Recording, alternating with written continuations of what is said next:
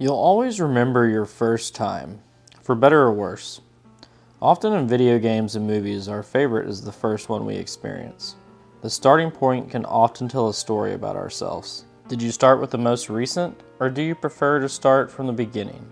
Majority of the time, it comes down to a preference, or simply availability. When we are younger, availability is a huge factor, considering the fact that we only have access to so many games when we're at the mercy of most of our games being bought by our parents. As an adult, the choice is really up to us.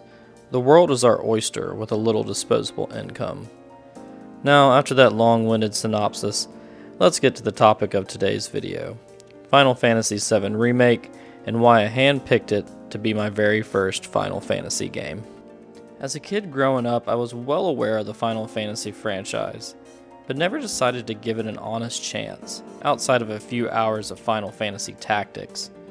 Odd choice, I know, but I believe I came across a demo of the game, and this was in the early 2000s, so yeah, we actually played demo disc. This was the PlayStation 1 generation, and the hype for Final Fantasy VII was huge. I didn't even know what a JRPG was back then. I was playing Crash Bandicoot, Resident Evil 2, Tony Hawk, and GTA 3, more than likely. I remember seeing the box art with Cloud, and the fact that the game was 3 discs was kind of intimidating. I guess I created a reality in my head that the game was too hard for me, without even giving it a chance, really. Until 2024, that is. It's been an interesting year for me, full of highs and lows. I've had my struggles financially with the current state of the economy, just like many others. And on top of that, I was laid off back in February. The main reason I'm telling you this is because it's forced me to dive deep into my backlog this year. I haven't really had the opportunity to buy new games, and honestly, I've enjoyed the process and the chance to play so many great titles I've neglected for some time now. I found this as the perfect opportunity to play Final Fantasy VII Remake, and wow, what an experience it has been from start to finish. I was captivated. The story, the characters, atmosphere, and gameplay were fantastic. I was surprised to develop such an emotional attachment to these characters. You have to remember, I have zero ties to Cloud, Tifa, Barret, and Aerith. Just to name a few. All of them have interesting personalities and backgrounds. Everyone is fighting for something meaningful in their own way. I love the balance between deep conversations and goofy, somewhat bizarre humor.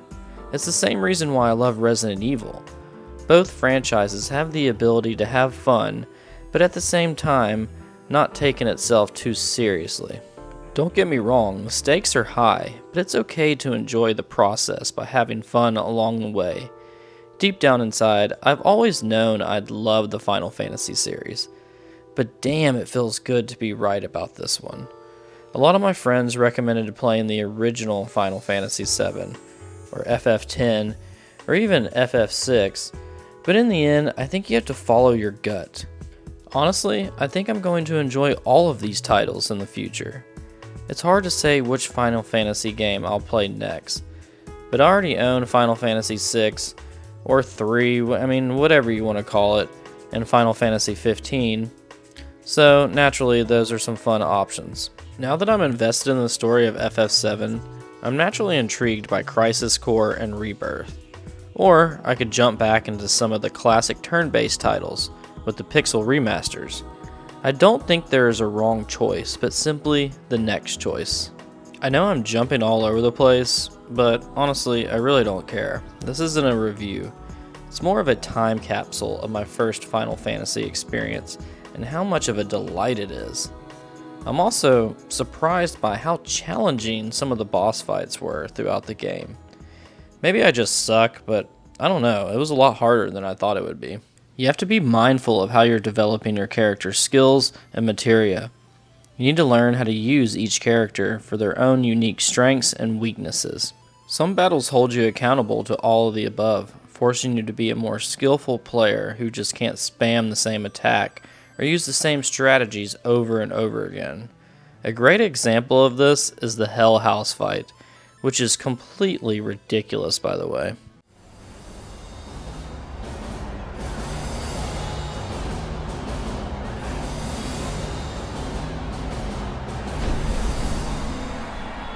It's just a house.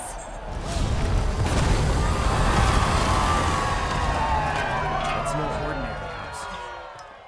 It's interesting though, because I feel like this is a real breaking point of the game for most new players. Everything leading up to this fight has been challenging, but manageable. Hell House is the first boss fight that really forces you to use every skill you've learned up until this point, and even teaches you how to properly use materia in the most effective way. It's the only way to beat Hell House, and honestly, it's the only way to move forward. It really challenges new players. Speaking of boss fights, FF7 is filled to the brim with incredible bosses. I'm not going to talk about all of them, but I will mention a few of my favorites. Roche has to be one of the coolest characters in the game. His entrance completely caught me off guard, and I loved every minute of it. Him flying in on his ridiculous motorcycle was so badass. I mean, he's not the hardest boss by any means, but he fills that void with personality and charisma. I love his design, and the best part is the fact that you get to fight him twice. Airbuster was another great fight. I really enjoyed it. He was definitely one of the more challenging bosses early in the game. His different stages provided one of the most engaging fights by making you plan out how and when you're going to attack him. Terrorists conspired with Mukai against Ninja. Your guilt is undeniable. Your punishment, death.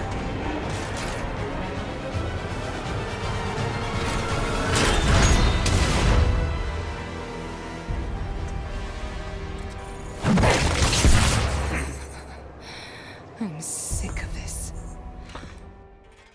Airbuster pushed me to my limit and had me questioning myself until I finally figured out how to go about fighting him. Not in a frustrating way though, it's simply just a great boss fight. Ghoul was actually another cool design, and I really like the ghost-like form. It really stood out along the rest of the bosses in the game.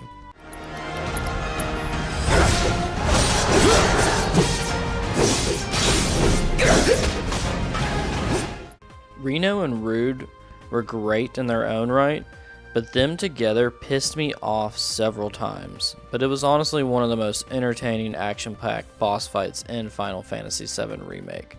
Plus, it always feels so damn good just to kick the shit out of Reno. Let's be honest.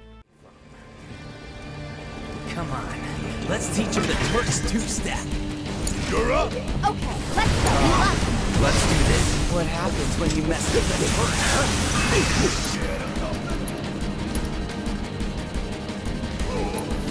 Any last words? Pick a fight with the Turks.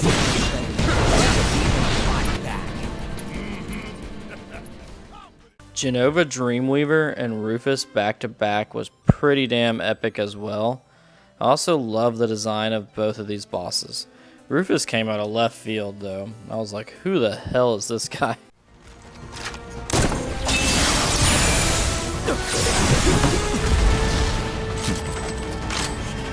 That's a new trick. Like it? Of course you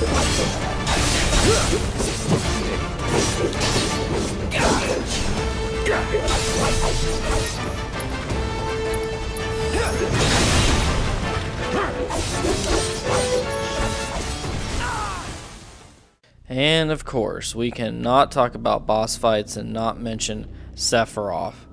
This fight is insane. Just making it to Sephiroth is one of the most challenging and biggest hassles in itself. I mean, you basically have to fight your way through a bunch of Transformers multiple damn times just to make it to the halfway checkpoint. Once you make it to the final fight, you better have your shit together because his attacks are heavy and deadly. I quickly figured out that countering him and staggering him is the best option. You also really have to depend on your team for support as well. Any support for Cloud, like barriers, is huge. Not going to lie, it took me nearly a week to finally beat him. It was extremely exhausting, but rewarding at the same time in the best possible way.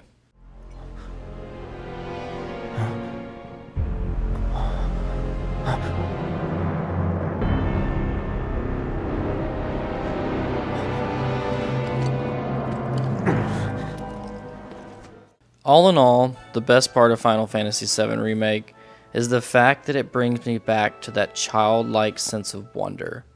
It took me back to a place I haven't been in a while. My childhood. During my 50+ hour playthrough, I was never thinking about my bills or work, but only what was around the next corner. It's the fact that not many games nowadays can accomplish this. It almost brings a tear to my eye thinking about it.